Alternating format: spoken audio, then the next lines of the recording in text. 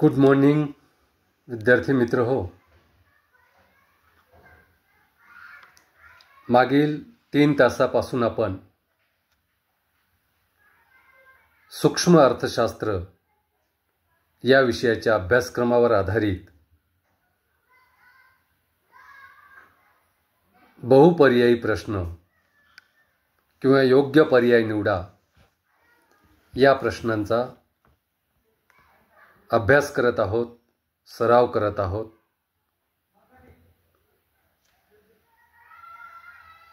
मागच्या तासापर्यंत आपण एकूण 15 प्रश्न अभ्यासले होते. आजच्या तासाचा पहिला प्रश्न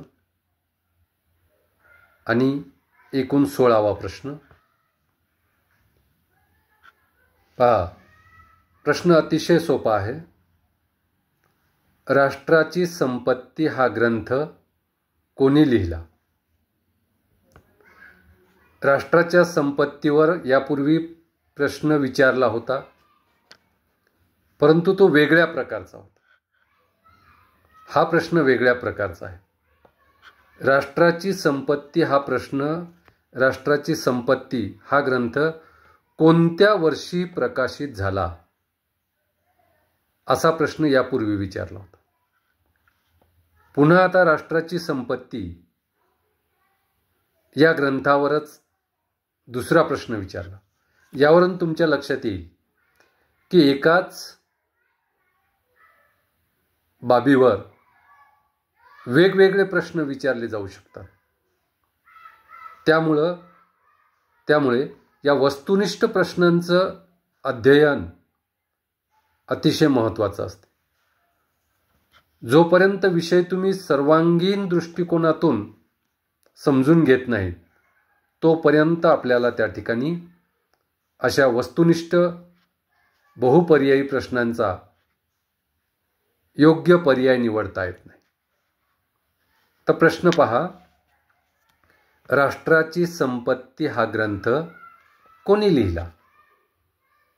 राष्ट्राची संपत्ती हा ग्रंथ कोणी लिहिला? पर्याय दिलेले आहेत. अ. ॲडम स्मिथ, ब. रिकार्डो, क. डॉक्टर मार्शल आणि ड. जे.बी. से. तर या 4 पैकी योग्य पर्याय तुम्हाला निवडायचा आहे. राष्ट्राची संपत्ती हा ग्रंथ कोणी लिहिला? अ आहे ॲडम स्मिथ. ॲडम स्मिथ यांनी लिहिला का? तर यस. ॲडम स्मिथ यांनी 1776 मध्ये राष्ट्राची संपत्ती हा प्रसिद्ध ग्रंथ लिहिला. म्हणून राष्ट्राची संपत्ती हा ग्रंथ कोणी लिहिला या प्रश्नाचं योग्य उत्तर, योग्य पर्याय आहे अ. Adam Smith. ब पर्याय काय आहे? रिकार्डो. रिकार्डो यांनी राष्ट्राची संपत्ती हा ग्रंथ लिहिला का? नाही. क पर्याय होता डॉक्टर मार्शल. डॉक्टर मार्शल यांनी राष्ट्राची संपत्ती हा ग्रंथ लिहिला का? नाही. म्हणून क पर्याय सुद्धा अयोग्य. ड पर्याय जे.बी. से. जे.बी. से यांनी सुद्धा राष्ट्राची संपत्ती हा ग्रंथ लिहिलेला नाही. म्हणून अ पर्याय ॲडम स्मिथ हा योग्य पर्याय आहे. कारण ॲडम स्मिथ यांनी राष्ट्राची संपत्ती हा प्रसिद्ध ग्रंथ 1776 मध्ये प्रकाशित केलेला आहे, प्रसिद्ध केलेला आहे. म्हणून अ पर्याय ॲडम स्मिथ हा योग्य पर्याय आहे. पुढचा प्रश्न घेऊया. जर मागणीची उत्पन्न लवचिकता एकापेक्षा जास्त असेल तर ती वस्तू रिकामी जागा समजली जाते. मागणीच्या लवचिकतेच्या प्रकारामध्ये आपण मागणीच्या किंमत लवचिकतेचे प्रकार पाहिले, मागणीच्या उत्पन्न लवचिकतेचे प्रकार पाहिले.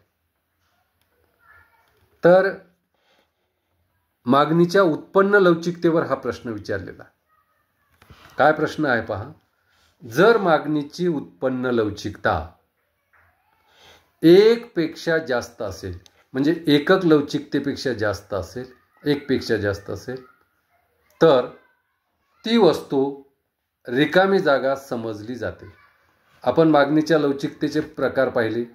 एकक लवचिक मागणी, जास्त लवचिक मागणी, कमी लवचिक मागणी, पूर्ण अलवचिक मागणी, पूर्ण लवचिक मागणी. तर प्रश्न पुन्हा मागणीच्या लवचिकतेवर आहे. जर मागणीची उत्पन्न लवचिकता 1 पेक्षा जास्त असेल तर ती वस्तू रिकामी जागा समजली जाते. अ पर्याय आहे श्रेष्ठ दर्जाची. ब पर्याय आहे कनिष्ठ दर्जाची. क पर्याय आहे अ व ब दोन्ही बरोबर, म्हणजे श्रेष्ठ दर्जाची सुद्धा आणि कनिष्ठ दर्जाची सुद्धा. आणि ड पर्याय आहे अ व ब दोन्ही चूक. याचा अर्थ श्रेष्ठ दर्जाची सुद्धा चुकीची आहे आणि कनिष्ठ दर्जाची सुद्धा चुकीची आहे. तर योग्य पर्याय कोणता? पुन्हा एकदा प्रश्न आहे. जर मागणीची उत्पन्न लवचिकता 1 पेक्षा जास्त असेल तर ती वस्तू रिकामी जागा समजली जाते. ती वस्तू कोणत्या दर्जाची समजली जाते? अ श्रेष्ठ दर्जाची का ब कनिष्ठ दर्जाची? तर जर मागणीची उत्पन्न लवचिकता 1 पेक्षा जास्त असेल तर ती वस्तू श्रेष्ठ दर्जाची समजली जाते. त्यामुळे अ पर्याय हा योग्य पर्याय आहे, श्रेष्ठ दर्जाची. पुढचा प्रश्न घेऊया. घटत्या सीमांत उपयोगिता वक्राचा उतार रिकामी जागा असतो. पहा, घटत्या सीमांत उपयोगिता वक्राचा उतार रिकामी जागा असतो. घटत्या सीमांत उपयोगिता वक्राचा उतार कसा असतो? अ पर्याय आहे ऋणात्मक, ब पर्याय आहे धनात्मक, क पर्याय आहे अ आणि ब दोन्ही बरोबर. म्हणजे घटत्या सीमांत उपयोगिता वक्राचा उतार ऋणात्मकही असतो आणि धनात्मकही असतो. त्यानंतर ड अ व ब दोन्ही चूक. म्हणजेच घटत्या सीमांत उपयोगिता वक्राचा उतार ऋणात्मकही नसतो आणि धनात्मकही नसतो, तर तो आणखी वेगळ्या प्रकारचा असतो. असे 4 पर्याय तुम्हाला दिलेले आहेत. तर घटत्या सीमांत उपयोगिता वक्राचा उतार रिकामी जागा असतो, अ ऋणात्मक असतो. अ पर्याय हा योग्य पर्याय आहे, कारण घटत्या सीमांत उपयोगिता वक्राचा उतार हा ऋणात्मक असतो. ब पर्याय होता धनात्मक, तो अयोग्य आहे. क पर्याय आहे अ व ब दोन्ही बरोबर नाहीत, म्हणून क पर्याय अयोग्य आहे. आणि ड अ व ब दोन्ही चूक, अ व ब दोन्ही चूक नाहीत, त्यामुळे ड पर्याय सुद्धा त्या ठिकाणी चुकीचा आहे, अयोग्य आहे. म्हणून अ पर्याय ऋणात्मक हा पर्याय योग्य आहे, कारण घटत्या सीमांत उपयोगिता वक्राचा उतार हा ऋणात्मक असतो. त्यानंतर पुढचा प्रश्न घेऊया. उपयोगितेचा संख्यात्मक दृष्टिकोन रिकामी जागा यांनी विकसित केला. आपण उपयोगितेचे 2 दृष्टिकोन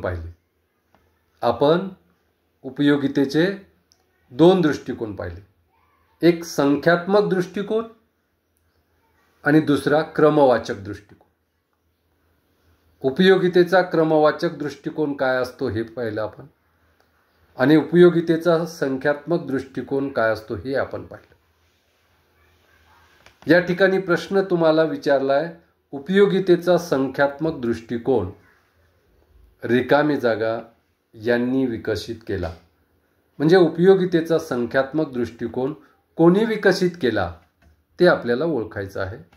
अ डॉक्टर मार्शल, ब ॲडम स्मिथ, क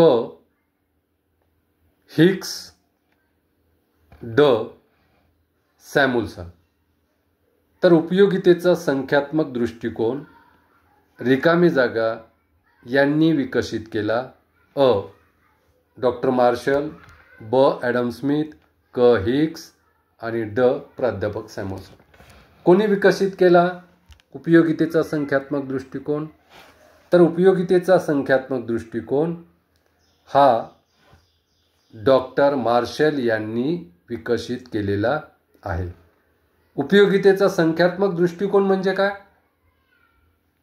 याचा अर्थ उपयोगिता काल्पनिक मापाच्या साह्यानं, युटिल्सच्या साह्यानं, काल्पनिक मापाच्या साह्यानं आपल्याला संख्येमध्ये मोजता येते. उपयोगितेचा संख्यात्मक दृष्टिकोन काय आहे? उपयोगिता ही मानसिक अवस्था आहे, पण तरी सुद्धा ती एका काल्पनिक मापाच्या साह्याने मोजता येते, उपयोगितेची गणना करता येते, असे डॉक्टर मार्शल यांनी सांगितलेले आहे. त्यामुळे उपयोगितेचा संख्यात्मक दृष्टिकोन कोणी विकसित केला? तर पर्याय अ. डॉक्टर मार्शल यांनी विकसित केलेला आहे. ब पर्याय होता ॲडम स्मिथ. ॲडम स्मिथ अयोग्य पर्याय. क. प्राध्यापक हिग्स हाही अयोग्य आहे. ड. सॅम्युएल्सन हाही अयोग्य आहे. तर योग्य पर्याय आहे डॉक्टर मार्शल. कारण उपयोगितेचा संख्यात्मक दृष्टिकोन डॉक्टर मार्शल यांनी विकसित केले आहे आणि त्या आधारावर उपयोगितेचं विश्लेषण करण्याचा प्रयत्न डॉक्टर मार्शल यांनी केलेला आहे. त्या आधारावर घटत्या सीमांत उपयोगितेचा सिद्धांत त्यांनी मांडलेला आहे. तर उपयोगितेचा संख्यात्मक दृष्टिकोन डॉक्टर मार्शल यांनी विकसित केला, त्यामुळे योग्य पर्याय आहे डॉक्टर मार्शल. पुढचा प्रश्न आहे, अर्थशास्त्राची कल्याणाशी संबंधित व्याख्या रिकामी जागा यांनी दिली आहे. प्रश्न पुन्हा ऐका. अर्थशास्त्राची कल्याणाशी संबंधित व्याख्या रिकामी जागा यांनी दिली आहे. आपण अर्थशास्त्राच्या 3 व्याख्या अभ्यासल्या. कोणकोणत्या? अर्थशास्त्राचे जनक ॲडम स्मिथ यांची अर्थशास्त्राची व्याख्या आपण अभ्यासली. ॲडम स्मिथ यांची अर्थशास्त्राची व्याख्या संपत्तीशी निगडित आहे, संपत्तीशी संबंधित आहे. त्यानंतर अर्थशास्त्राची डॉक्टर मार्शल यांची व्याख्या आपण पाहिली आणि त्यानंतर अर्थशास्त्राची रॉबिन्सची व्याख्या आपण पाहिली.